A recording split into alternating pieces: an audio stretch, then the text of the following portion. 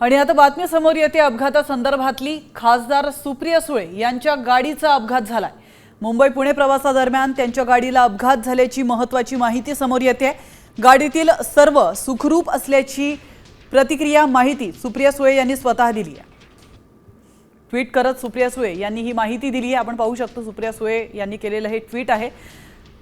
मुंबई पुणे प्रवासादरम्यान त्यांच्या गाडीला अपघात झाला, मात्र सर्वजण सुखरूप असल्याचं त्यांनी स्वतः सांगितलंय। याविषयी अधिक माहिती देण्यासाठी आपले प्रतिनिधी अक्षय बडवे आपल्या सोबत फोन लाईन वरून जोडले गेलेत। अक्षय, मुंबई पुणे प्रवासादरम्यान सुप्रिया सुळे यांच्या गाडीला अपघात झालाय, नेमकं काय घडलंय?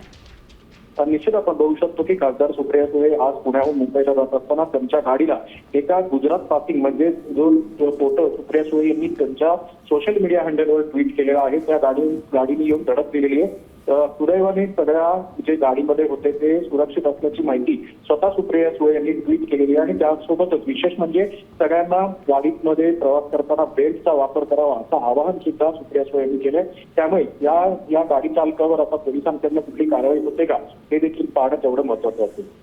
नक्कीच, धन्यवाद अक्षय, तुम्ही दिलेल्या महत्त्वपूर्ण माहितीबद्दल।